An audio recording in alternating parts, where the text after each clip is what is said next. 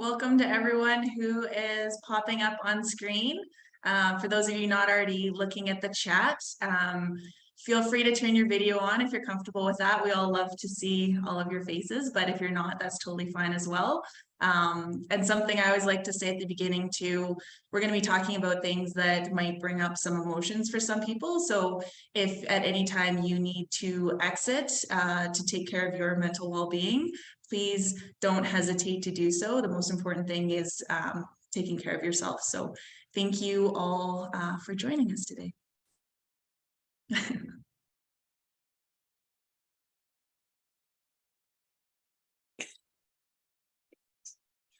We also will be recording once we get into this. So if anyone is not comfortable being on that recording, a little heads up as well. Feel free to take your name off or turn your video off if you still want to participate and listen, but don't want to participate in the recorded side of things.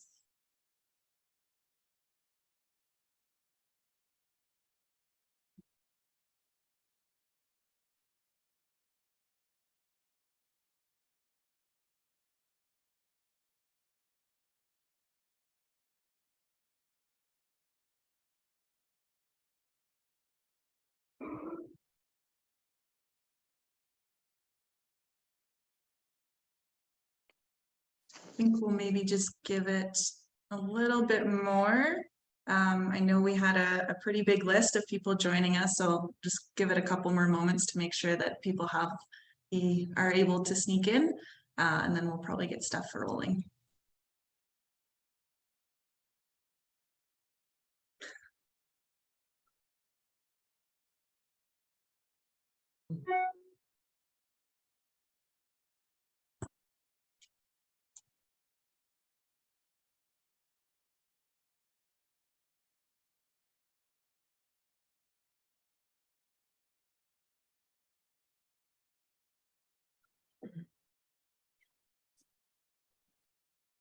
Well, I think we'll get things started. Melanie, are you able to kick things off? I am. Thank you very much, Megz. So good morning, everyone, and good afternoon to those joining us from the East. We're so happy that you've joined us today for our fireside chat. My name is Melanie DeHoke, and I'm the Chief People Officer of Agriculture Financial Services. We are extremely proud to be supporting this event and the important work that the Do More Agriculture Foundation is committed to. Today, I have the pleasure of introducing our special guest speakers, Elaine Froese and Mona Cooley. Dubbed Canada's Farm Whisperer, Elaine Froese is a certified professional speaker and go-to expert for farm families who want better communication and conflict resolution to secure a successful farm transition.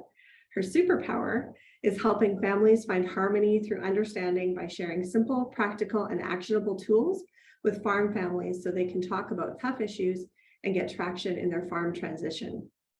Mona Cooley, founder and CEO of Cool Family Solutions, branched into her career in the mental health and addictions field over 20 years ago. She's been instrumental in helping to develop and sustain multiple programs within the mental health industry and various nonprofit organizations. For the past 18 years, Mona has facilitated, coached, and educated families facing mental illness and addictions. Today, in honor of Farm Transition Appreciation Day, also known as FTA Day, Elaine and Mona will lead us through a timely, facilitated discussion that will provide farm families with valuable tips for prioritizing emotional well-being while finding harmony in farm transition. FTA Day was created to encourage and celebrate the progress Canada's farmers are making to secure the future of farming in Canada. It is a groundswell movement to motivate farmers to start, restart, and keep going with farm succession, and the one day of the year when we can come together to highlight farmers going through their farm transition journey. In Canada, 98% of farms are family owned and operated. Navigating the important tie between family and the farm's transition is both complex and critical. At AFSC, we understand the challenge and can play an important role in ensuring that farm businesses have the financial resources in place to support the next generation of incoming owners. Our dedication to help ensure Alberta's producers have the support they need for a successful farm transition helps us focus and prioritize the work that we do. For us, sponsoring events like this that help producers put their own plans on the right track is just one way we can support the industry that we love. So with that, I'm going to hand things back over to Megz, who will lead us through our fireside chat with Elaine and Mona. Thank you very much, Melanie. And thank you to AFSC for your continued support for Do More and Mental Health in Canadian Agriculture. Welcome, everyone. Thank you so much for joining us. This is such an important and challenging topic. Thank you, Elaine, and thank you, Mona. It's incredible to have you both in this virtual space together. I always enjoy our conversations, and having you both together is pretty special for me, especially considering this topic. I'll quickly introduce myself. I'm the Executive Director of the Do More Agriculture Foundation, and Do More Ag, we are the national voice and champion for mental health in Canadian agriculture. We are just about a month shy of our 5-year anniversary for being in this space. And we operate under 3 pillars. One is awareness, so doing things like this to bring awareness to mental health in Canadian agriculture. Also workshops, we've got our community fund, and then community, as we've really learned on FSC on farm wellness. Through the pandemic. Community is not just a physical location, we can create it in many ways. So looking to create community. Yeah. You don't want to know what it was.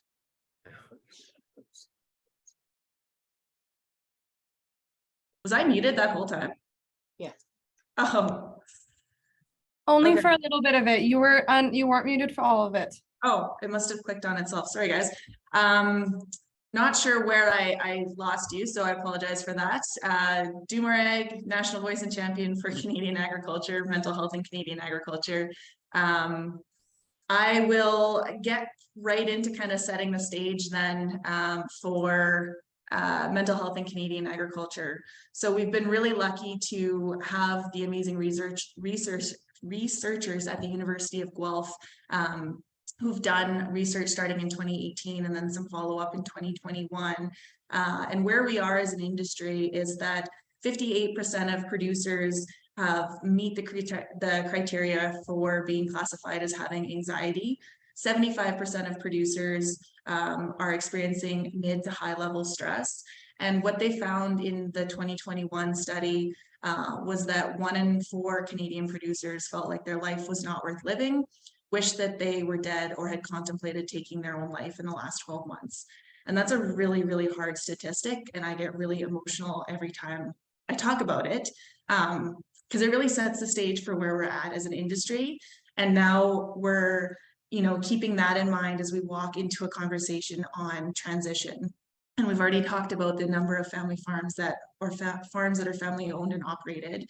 And transition is very, very challenging, or can be. And one of the things that I've seen as I've gone across Canada talking to different producers is that there can be a lot of trauma involved in what that last generation went through, and trauma involved in how they're now trying to go through that transition piece. And mental health is so wrapped up in all of that. So again, thank you all for being here today, and for Elaine and Mona. I'm going to jump into our first question, and it's a little bit to set the stage as well. And this one is directed at you, Elaine.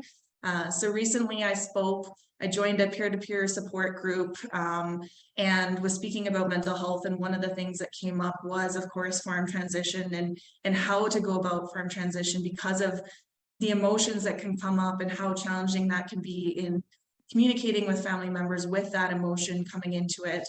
And one of the individuals in that group had said that the way that they did it was just to take all of the emotion out and focus strictly on the business, and they were able to move forward.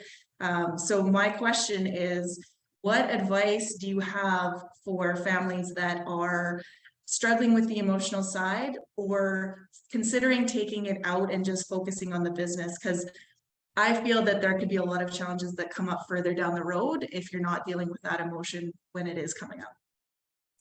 Right. So, big contrarian here. Emotional things affect planning, and expressing emotion is a very, very good idea and basic to conflict resolution. So here's my guide, the conflict dynamic profile, based out of the University St. Eckhart College in St. Petersburg, Florida. We use it all the time in our coaching practice. And I'm curious, Megz, was this person an accountant? Were they a lawyer? No, just they get the weren't. emotions out of it.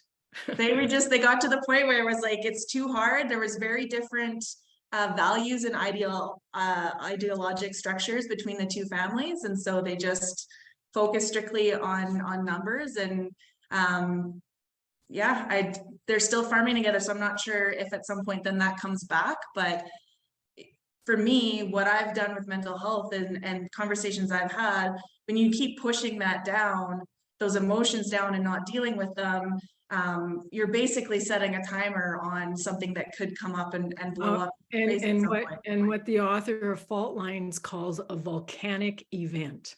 Yes. So I'll let Mona deal with the next question as well, but everyone on this call needs to understand the 5 basic conflict behaviors. And there's going to be conflict in farm transition because people want different things, different feelings, different needs, different wants.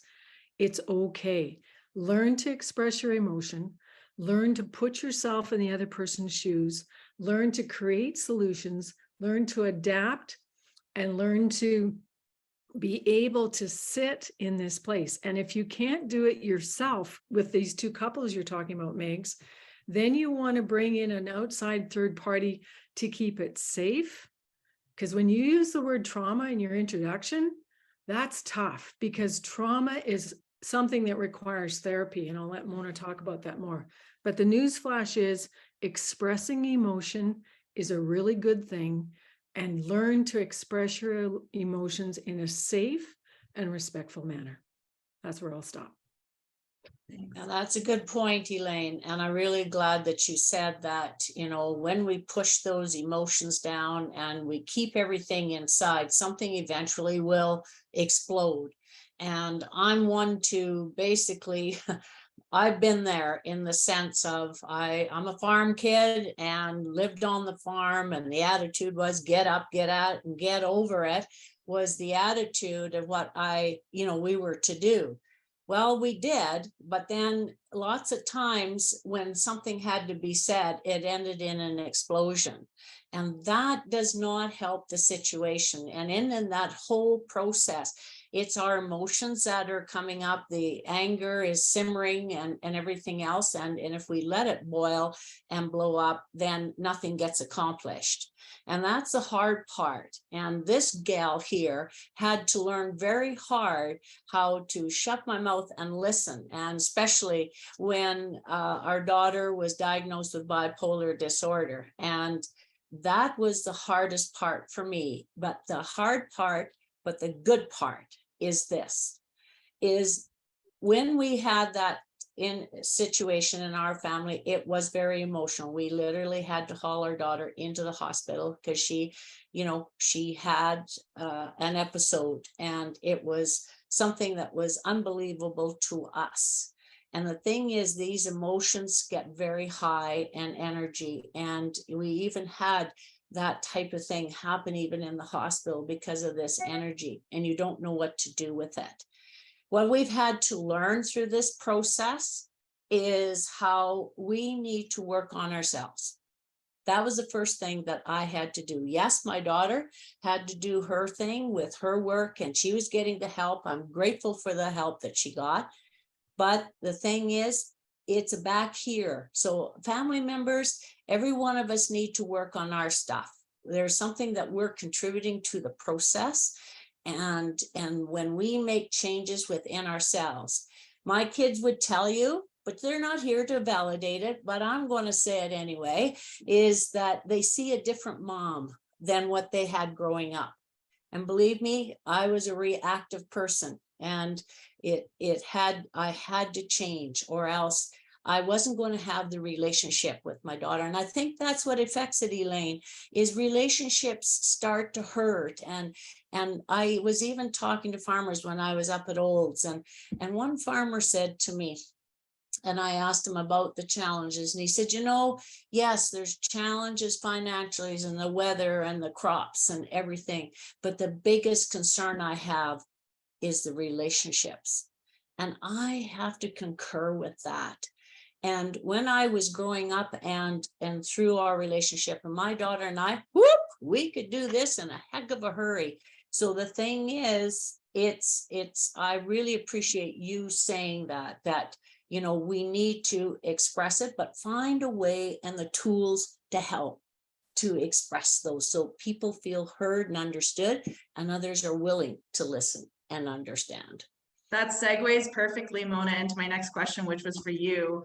What tools do you teach individuals about that can assist them in communicating and setting boundaries? Because being able to understand and create a boundary and then communicate it can be very helpful to this whole process and being able to communicate with your family, especially when there are emotions at play. Well, the one tool that we start out with in sessions that I do, because I do a 10-week session, but is love. And we all love, right?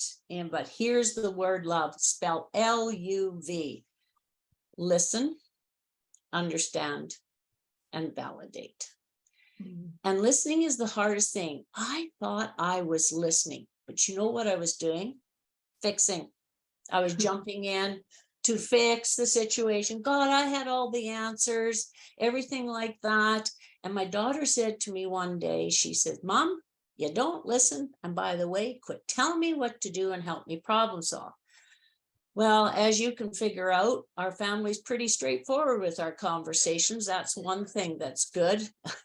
But the thing is, we don't listen and people don't feel heard and understood. I cannot tell you how many times I've heard it over and over. Nobody understands me. Nobody gets me. Nobody this. And this goes for even professionals, is taking that time to listen to where the person is at and understand where they are and reflect back. Did I understand you to say that it's been a busy year and I haven't had time to sit down or take time out for myself? And that person can say yes, and or say no. Oh, could you tell me again so that I can understand better of how to understand where you're at? And when you take that time, it makes a huge difference. I've been in the situation where I didn't feel heard and understood, even in my own family. And I made it very clear, I'm quiet. Now you may say that, oh, that's odd. She doesn't look very quiet.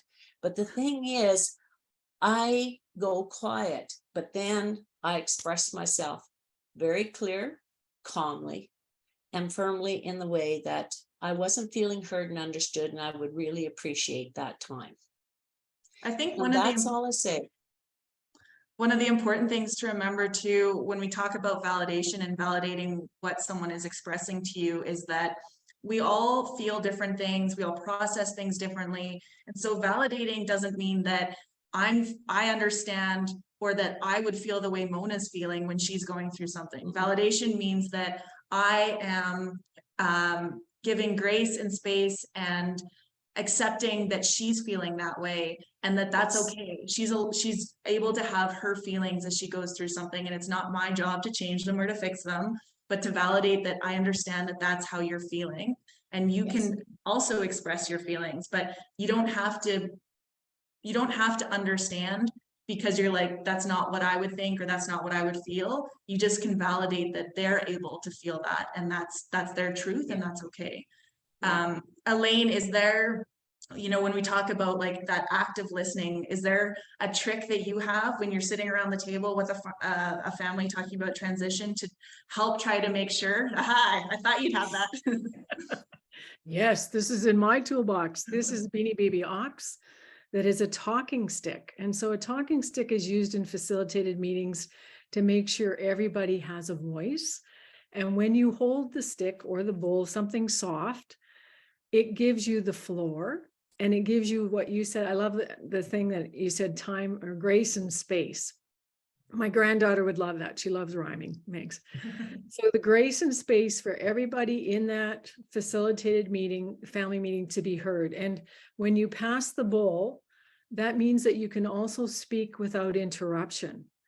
And in coaching, when I trained at the Hudson Institute, we had a saying, let the silence do the heavy lifting. So when you listen well with understanding, as Mona said, and validation, what you're doing is making the other person feel heard and also understood. And when we talk about high emotion, I just also wanted to unpack another tool that I use that I don't have behind me right now is my flip chart, because sometimes people need to get things out of their head and look at it in a different way. And so when you put it on a flip chart or a board of some kind, you can attack the issue without attacking the person. And quite often I'll draw hurt, fear, frustration. Now, we might have some 35-year-old farmers on this call or listening to the recording. They have a 62-year-old mother and father who have not yet transferred any equity to them, and they are getting frustrated. They're afraid of the anxiety over the future. And you mentioned how many farmers are in that 58 or high percentage of anxiety. Anxiety in farm transition, and this farm transition day, comes from the pain of not knowing. So when we get these tools that Mona and I are talking about to be able to express feeling, express emotion, it really helps you get clear very quickly. And like Brene Brown says, being clear is kind. So again, family meetings with a talking stick, family meetings with a flip chart. And then when the meeting is over, you just take out your smartphone and you take pictures of everything that you've talked about, and you have a automatic record of what you need to build on for your next action steps. Those are both, all of those tips are really great. Thank you both. Is there, Elaine, we just kind of touched on that some of the couples looking to start farm transition and to take over the farm they could be 35 or they could be, in their 40s, 45, and it's becoming more overwhelming because they're at an age where they would like to know what their future is, what their children's future are, and it's still unclear, and they're not having any success with starting that conversation or getting anywhere. Are there tips or tricks of how to, and maybe that is, meeting as a family with a mental health professional, but to try to, when you just feel like you keep hitting a wall, a way to try to be able to engage that previous generation?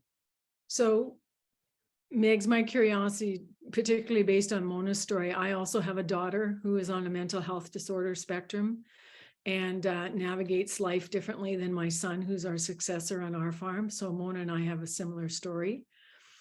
But when it comes to the mental health aspect of why people aren't coming to the table, my first encouragement is for everyone to go to a medical doctor and get a physical checkup. Because I've worked with people who are in high degrees of angst and frustration over farm transition. I say, whoa, whoa, whoa, you sound or behaving like you might be depressed. And so she goes to the doctor, finds out she has a low-grade depression. And depression can come from 7 different ways. I myself am a postpartum depression survivor. Many people who've heard me speak will have heard my story where I spent most of 1984 in a psych ward. And people say to me all the time, oh, Elaine, you have no idea. I said, actually, yes, I do. Because that's also part of my story. And my point in saying this is to destigmatize depression and mental health issues, and to get treatment and to follow the treatment plan of the professionals. The other thing I'd encourage families to do is jump in and take the mental health first aid course, which I've also done, because every farm family needs somebody to walk alongside them in that journey and to know what the resources are. So Mona has her company. I'm a farm family coach with a team of coaches. I am not a counselor. I always say counseling is about recovery. Coaching is about discovery, about how is this family going to go forward.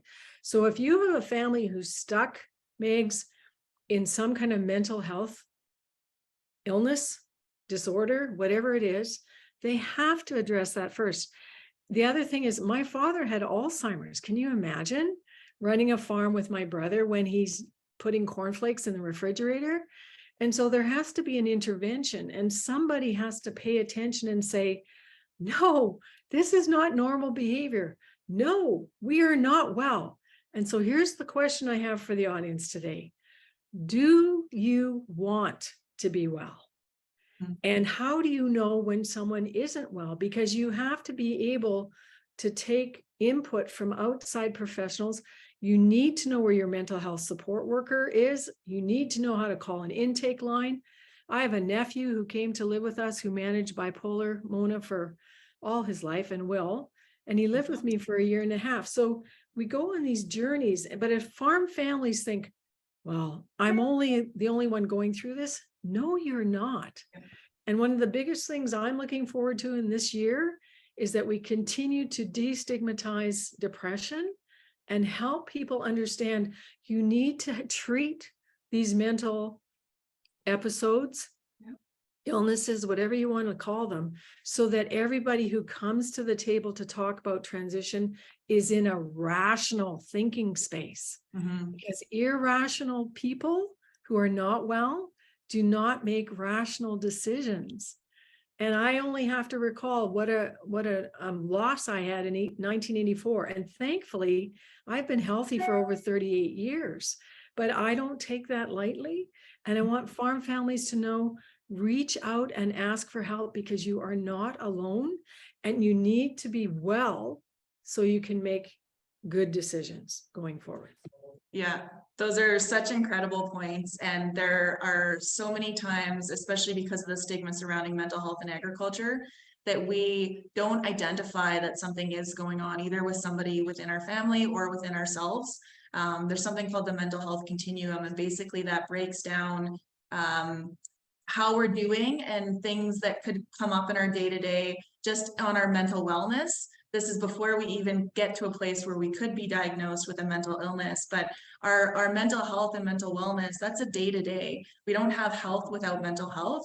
And, you know, I had 2 kids under 2, I was farming full-time. My day-to-day mental health was not great during seeding and harvest because I was running on too little sleep. I was dragging 2 little kids around. I had a lot on my mind. And so when you have all of these factors going on in your day-to-day that contribute to how you're doing, how your battery's doing, you know, we've already talked about 75% of farmers living with moderate to high level stress. What happens is you start to move from the green of being able to react and take things in stride and have healthy conversations, process things healthily, as Elaine just said, to moving to the yellow and the orange. And that's where we become more reactive. We increase substances that could be harmful for us. We have trouble focusing, our sleep patterns are disrupted. And what I've seen in agriculture is that we've actually normalized living in that yellow and that orange, where things that should be symptoms or flags to us that, hey, something's going on. Like I shouldn't have just reacted to my children that way for them spilling a cup of milk. There's something else there. We've normalized that as personality traits. So it's really important that we all take it on ourselves to learn more about mental health and mental wellness and what to look for, not only in ourselves, but in others, so we can start understanding and start having some of those conversations. And then if you do see someone in your family dynamic or in your farm dynamic, where there are these things going on, maybe they're more reactive, they've stopped, you know, caring about the way that they look, or there's other things that might be a flag for you, that's when it's okay to say, hey, I've noticed this, and describe what you're seeing and say, are you okay? Can I help you talk to someone? Can we call a crisis line together? But bring those things forward and ask them point blank, are you okay? And that could be the initial way to start getting them to the help that they need. And maybe that's just having a conversation. But to Elaine's very good point, you're not going to have success at bringing everyone to the table to talk about such an important piece that can be challenging in its own right without having you know, coming together with having your mental wellness in check and in a healthy place to have those conversations. And I'm actually just going to read out a private question that was sent to me quick. You talk about pushing feelings down until they erupt. I see this happening in my family between my brothers and dad. While they're working, struggling through farm transition process. I want them to figure it out and talk about the issues, but I don't want to seem like I'm meddling or stirring the pot. I can't force them to have family meetings and conversations, can I? I'm worried about the eruption is near and what that will do to the relationships long term. So Elaine or Mona, I'll throw that out to both of you. I'll let Mona go first. And thank you for that question and that comment, is that you can express, I'm feeling very concerned because this is what I'm seeing, anger, frustration happening. And I feel that it's affecting our relationships and how we're doing things and everything else. But it's bringing that attention to the person that is. And two, I've also said, when one of my family members were going through something, is that I hear you very edgy with what you're feeling and everything else. You're not expressing. Would you like to talk about it? No. Well, if they don't, just say, well, I'm here and I'll be ready to listen to you. And lots of times that gives them the space that they're not being pushed to do something that they don't want to do, but you're observing and putting those observations out to them and hearing them in the sense and seeing that, because do we see what we're doing? And that's lots of times that's where the accountability is being aware, but somebody may be bringing that awareness to us. So it takes that time, but give the space so that somebody is willing. And lots of times you give them the space to think about it, they'll come back to you and say, okay, this is how I'm feeling, and this is where I'm at, and so forth. And it's just about listening and hearing what it is. And my comment would be the power of a letter. And I would invite everyone listening to this to go to farmfamilycoach.com, which is my website. And I have a series of blogs there, and just Google the power of a letter. Sometimes people can't think on their feet, Megz, and that's when the irritation between the father and the sons as they're walking to the shop or kicking tires or whatever they're doing to release the stress. Sometimes people need time to think and process. And so very often I encourage young farmers to write their parents a letter and say, I'm very concerned. This is what I had hoped for when I came back from college. Things are not moving. I want you to know this is what my spouse and I are hoping for. We're curious, and being curious is also a great way to make approach. I'm just curious, Dad. It seems like your fuse is a lot shorter than it used to be. Is something going on that I can help you with? Or when do you want to talk about it? No, I don't want to talk about it. Okay, then you can give the message in a different format and let the person process your concern. And I've had lots of young farmers come back to me months and years later and say, Elaine, thank you so much, because that was the tipping point of being very clear of what they experienced going on, where their stress was coming from, and how they were reaching out to ask for some kinds of solutions to be created. Yeah, I really like the letter. Yeah. And just to add to what Elaine is saying, is that's one way of expressing yourself, and it's on paper and putting it out there. Lots of times, as you say, we can't think on our feet at the time, or we know what to do. But there's also, I know, a tool that we brought in ourselves that I have developed in this process in our program is on having honest, healthy conversations and their statements. And it's getting a person to have that, what's your perspective on that statement, and hearing whether you feel heard and understood and what the perspective is from another point of view. And it creates quite a lot of dialogue and conversation. And lots of times is that we need to hear what the other family members are feeling and everything. And it's a tool that you can use to help you through that process, but hear the perspectives of others, because we all have a different perspective. And, and maybe our perspectives, if we collaborate, that they can make a difference in how we go forward. But we have to do that type of work first. And if you're looking for an outline in your conversation or in your letter, these are the 4 words I learned when I did my training in conflict resolution and mediation, Meg.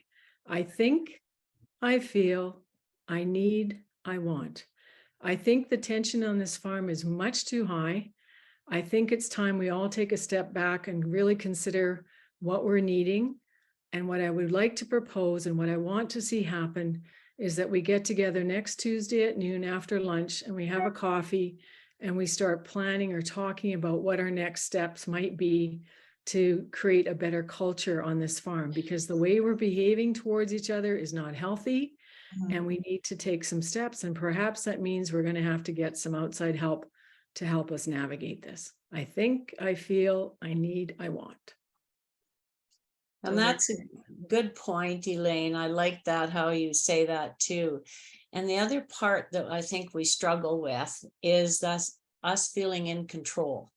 And there's 4 things to be in control of: is what you say, what you do, what you think, and what you feel.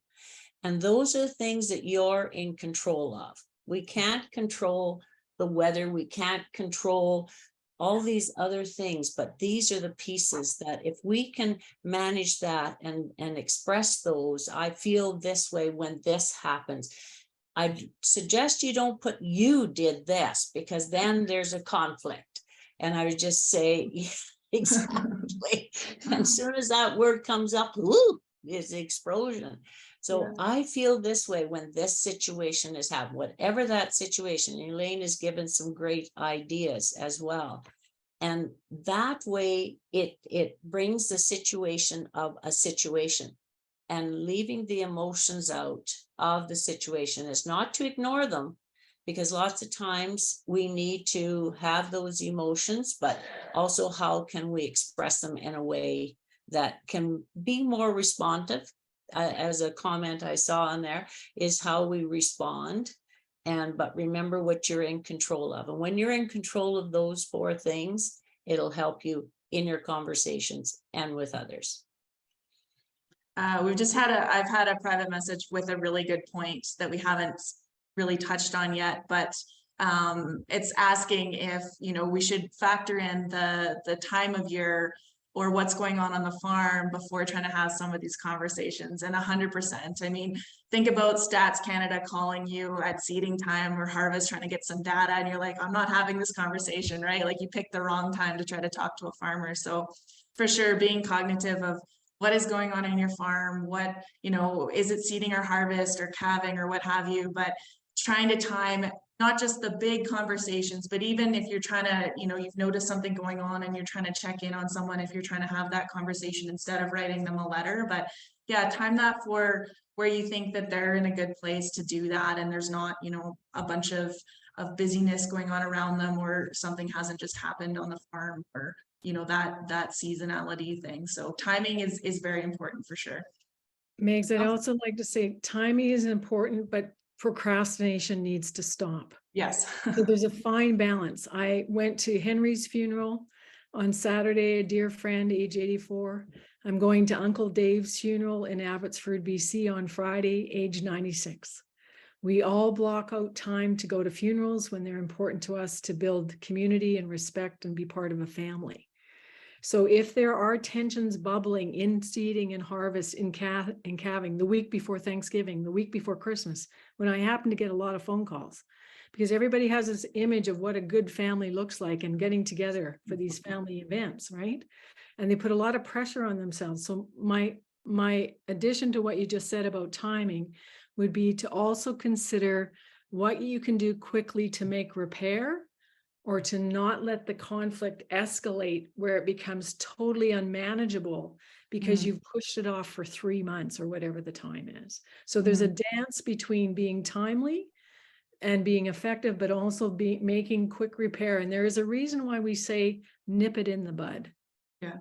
Yeah. I think too that to just expand on that is also, before you get into seeding or harvest, you get all your equipment out, you go through it, you make sure everything's fixed, tuned up, belts are, not about to go once you get into the field. So thinking about the family dynamic and the communication that way as well, before you're going into some of these things, what can you do together to make sure that, you're, all of that self-maintenance or family maintenance has been done to put you in a better position to go into that season or that conversation.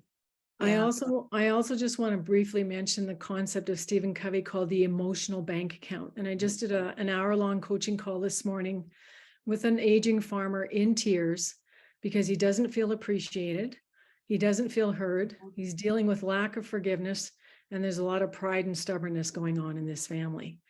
And the concept of the emotional bank account is, even during these busy times of calving, planting, seeding, spraying, tax, all of the things that farmers do every day, like Mona said, we get to choose.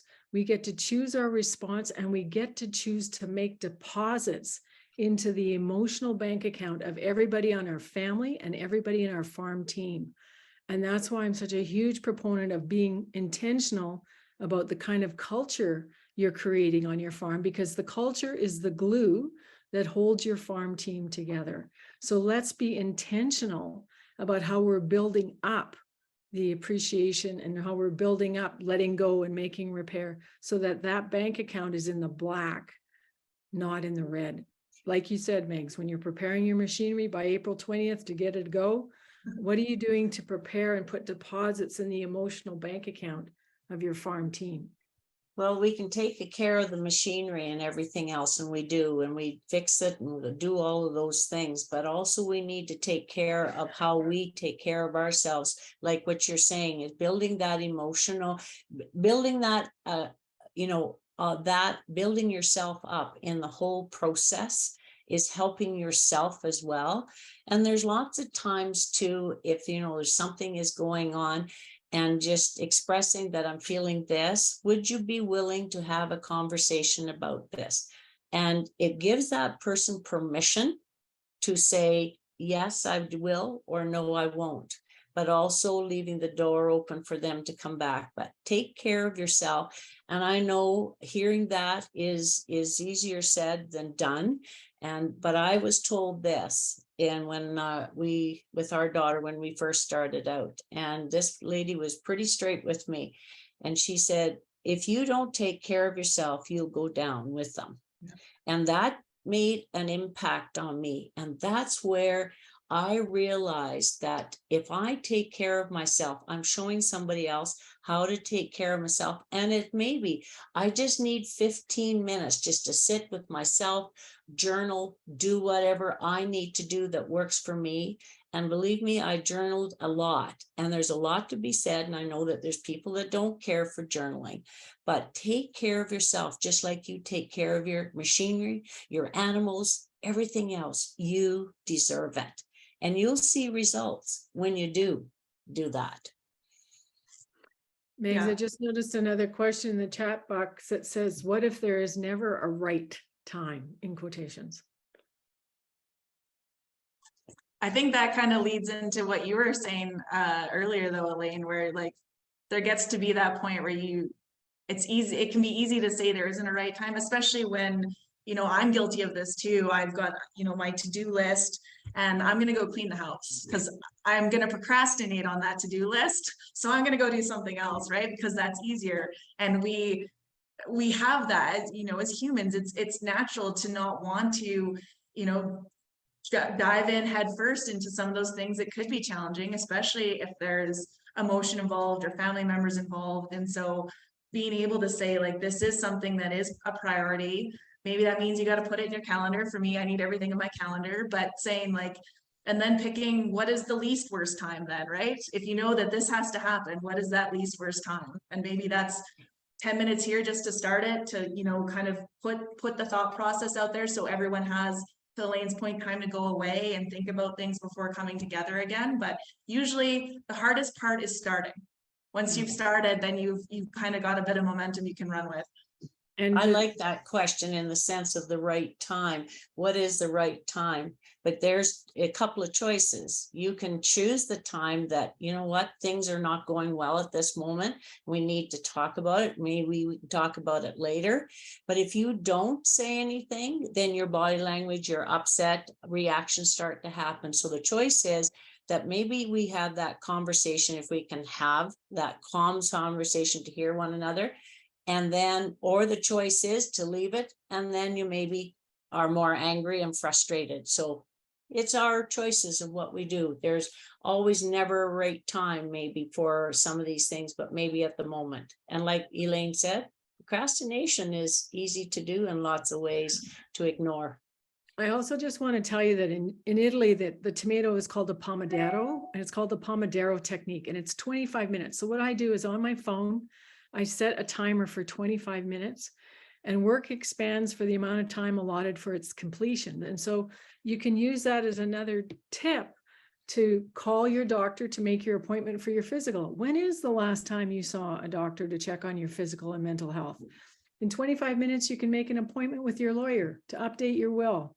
In 25 minutes, you can make an appointment with the lender of choice to find out whether or not you have debt servicing capacity this year, because you're going to surprise your parents and tell them that you've done your research and you have a business plan and you have a vision. Oh, and by the way, Dad, I can write you a check for $750,000. Would you like that? And dad's going to fall over, because all kinds of assumptions, Megan, are also being made about what each generation can or cannot give to the transition. And that's what's killing agriculture too, is the lack of communication in creating possibility. And I know there's somebody on this call who's a first generation farmer. She started from nothing, and 10 years later, she's profitable, and she and her husband have a great life and a great income. So where is it written? There's another very powerful phrase. It's based on the book by Susan Forward called Emotional Blackmail. And this call is about mental health and wellness and emotions. Unfortunately, we don't want to manipulate each other. So then when you want to challenge someone's thinking, you say, where is that written that everybody in this family has to be economically equal, right? So we have lots of power in our words and how we use better language. I agree with you very much in changing how we communication and our emotional intelligence when we have in this. And lots of times it's being aware, and also how we respond and how we see others and everything else. But where that piece is helping others, but helping yourselves, but through this whole process. And emotions and everything else is hard to manage, but at the same time, we can do it, and just do it and be aware of yours, but also be aware of others, the compassion that can come through in a lot of what we say and what we do, and take that time can make a huge difference to people. And I think normalizing the conversations too, like conversations that are below surface conversations, right? We're hardwired to like, oh, we're good, we're fine. One of the things I do with my kids at the end of the day, when we're sitting around the table having dinner, I ask them 3 questions. What was your favorite thing today? What was your least favorite thing? And what was one thing you would change? And it's just a way to start having conversations about more than just kind of that high level stuff, but also gives them space to say some of the things they didn't like or what they would change. And then that gives them permission. And that could be things that I did, right? For them to bring stuff up and have those conversations with. Yeah. And I think another one that's come up that I heard somebody else do is maybe at the end of the day, what they were grateful for. And Yeah. lots of times, if we can say that we're grateful, even if it was the smallest thing, but saying that what is grateful and having that time, and our families having time together just to have fun, have some laughter, have some joy, whatever that is, that some, because I know those are the memories that they will remember, is those fun times that we laughed or had. I know that over Christmas, our family got together and had time together and had lots of laughs, and we chide each other and everything else, but it's lots of fun and games and everything. And that's what they remember. And so it's taking some of those moments to have fun, to play. Yeah. So and I think also like that, when you live where you work and you work with family, that becomes more important, so that it isn't just all work. Yes. And I think part of the mental wellness there too, Megz, is separating out those systems. And I find my rings here. I'm always using these when I'm coaching, is that people need to understand the systems we're working with. So what Mona's talking about at Christmas and games and laughter, that's the family system. That's the family circle. Mm-hmm. And then the one that I'm involved with so much with facilitation is the management of the farm.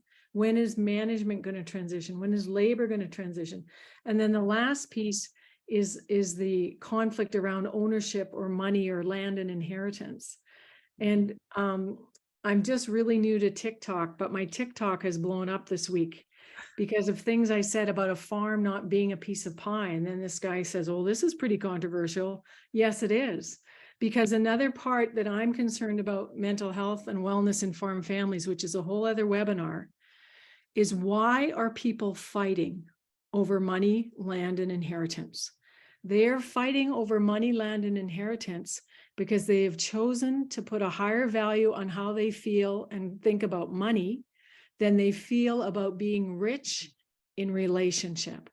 Yes. And there's the rub, is we have mental distress when how we want to show up and how we want to live our life is not in unity or connection with what we're experiencing around us.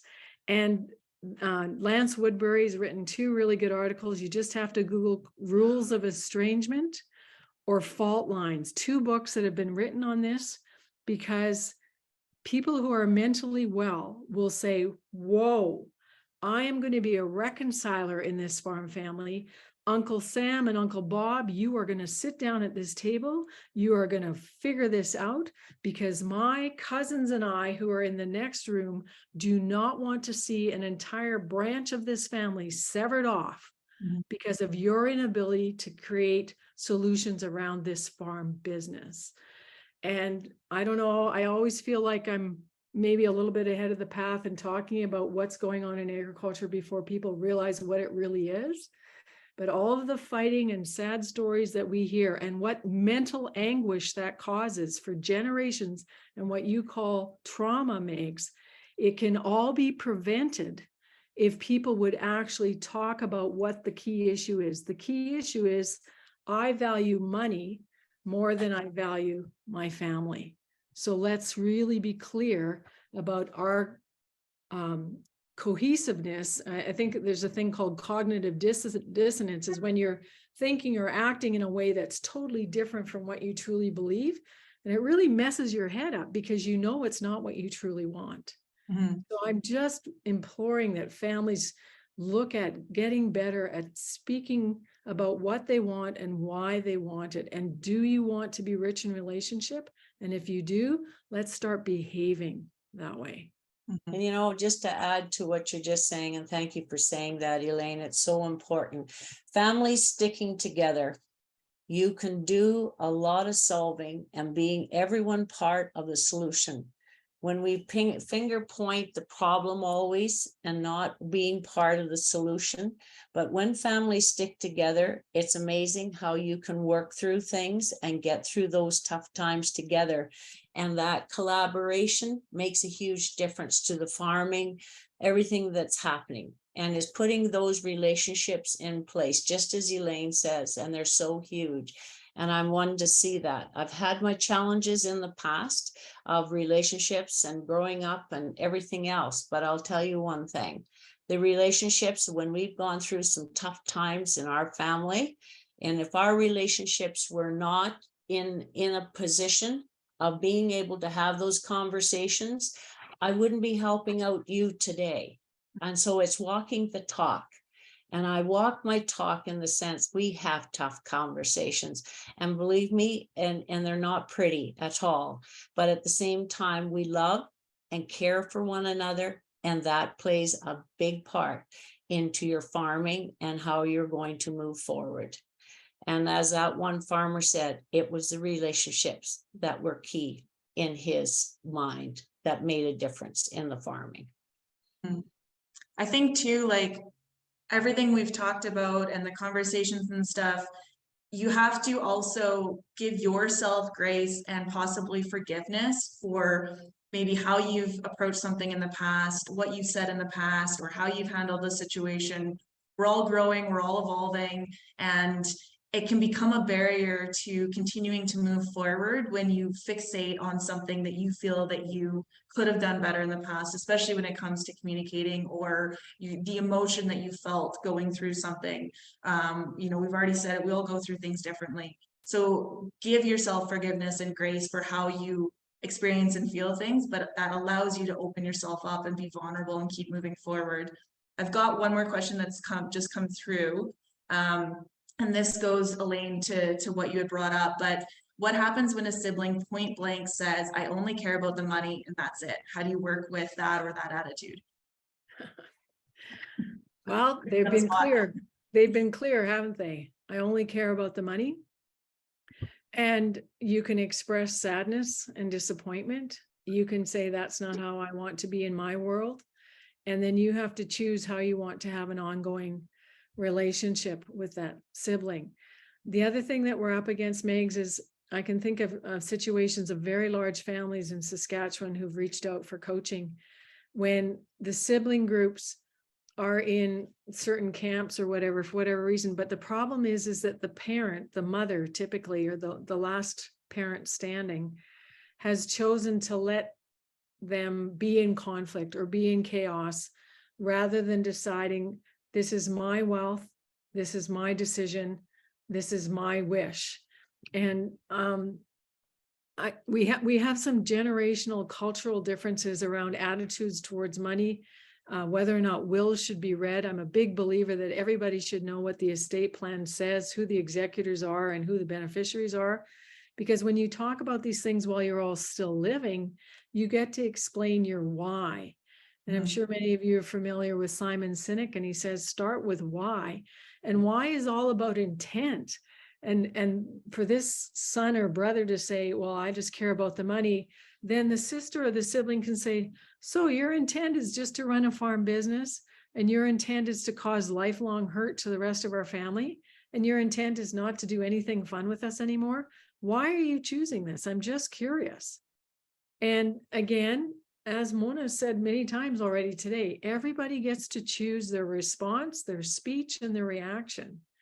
And sometimes people will make choices that don't make sense to us, but we get to choose whether or not we still keep loving on them. And, you know, another proverb that comes to mind in this conversation about mental health is that hope deferred makes the heart sick. So if I don't think I'm going to get well, then I'm not going to go to the doctor to get a treatment plan. Or if I don't think I'm ever going to get to own the farm, then the depression may be circumstantial and I just always show up as being depressed. And so that's why we can go back to that original question. Do you want to be well? Do you want your family to be well? And if the answer is yes, then you are going to do the work for you, and you are going to show up in a way that is gracious and, as Mona said again, compassionate and kind and respectful. And you take care of your response, and hopefully your change in your behavior will somehow shine a light to the other people in your family and say, wow, this feels a lot better than just being worried or you know, being Scrooge with all this money. I have no idea, Megz, it's a hard thing, but you have to decide what you want your reality to be. And hopefully you can be an example of goodness, kindness, and common sense to the rest of your family.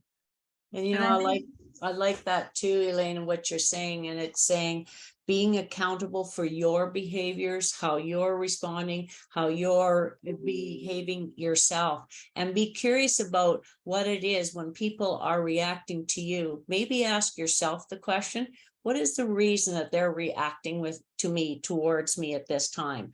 And maybe that needs to be a question that you ask them. What is upsetting you? I feel like you're reacting to what I'm saying and I'm not. What is it that I can do different? And that's one thing that we need to be accountable is for our own behaviors and how we're saying, doing, thinking, and feeling evolve through these things. So good point, Elaine. Great mother-in-law question. My daughter-in-law lives 159 steps from my back step. Most powerful question I can ask her when things don't feel right is, what would you like me to do differently? Yeah, good questions. Yeah. And I think too, like we've talked about, you know, you have to take care of yourself as well. And there might be times, and this can be very, very hard. I'm off farm now, but there might come a time where you have to evaluate whether you can stay in that situation or not. If nothing is changing, what at the end of the day do you need to do to take care of yourself and possibly your family? And that's not easy. I'm not going to say it's easy. So Megz, there's a great book called Necessary Endings by the Christian psychologist, Dr. Henry Cloud. Necessary Endings, What to Do When Things Don't Work Out. I've probably given it to 3 or 4 young farmers and ranchers who read it every night in bed. They'd read a chapter together, and then they came up to me and said, Elaine, we are leaving. Yeah. But the good news about this transition story is that the father recognized that 2 brothers were so incompatible, they were never going to be good business partners. And he actually blessed his son with the gift of $1 million to leave the ranch and go and start something different. Wow. So leaving is not always bad, and leaving is not failure, and letting go is not failure. And that's another point that you've made, is which I like, is just recently in talking to a cousin, and the conversation was they were on the farm, him and his wife, and in doing very, very well. And he thought that maybe one of the sons was showing some interest in the farm and everything else. But he said to him, he says, I'm not so sure that this is the best thing, because I'm not sure that you will be out of debt and if you go into the farming. And that was a conversation that a dad had with the son that was thinking about it. And he gave the perspective and understanding of where he was at this time, but can this last over here? And do you want to be part of that? So I really respected that dad was that forthright in being able to have the conversation and seeing where that son is and where he maybe has to make a choice of whether he really wants to, but heard the perspective. I want to be cognitive of everybody's time. So again, I appreciate all of you that showed up today so much. Thank you for being here today, for communicating in the chat, for asking questions. Elaine, Mona, thank you both so much. I want to give you both each a quick minute to tell everyone where they can find you to continue the conversation outside of here. I just put mine in the chat. You just have to remember Farm Family Coach. You can find me on YouTube. And TikTok now. And TikTok, apparently. And again, on YouTube, there's lots of videos. So again, if you're stuck, if people are stubborn, let them watch video, get the message, get the language, and get them some new tools to start having better communication and better mental health. And for myself, I've got it I've just put it in there where we are. I have lots of my website and even have tools, even little modules that you can use and whatever in far as conversations, whether it's also around anxiety and different things like that as well. And you can go on the website, coolfamilysolutions.com. So there's an option for you as well. So great to be on the conversation. Great to have conversations with you, Elaine, and Megz. Yeah. Stay well, keep talking, Yes. make good choices. You're worth it. Okay, thank you everyone. Take care. All the best in 2023 and happy Farm Transition Day. Yes. Bye. Bye. Thank you so much. Bye. Bye-bye. Bye, Erin.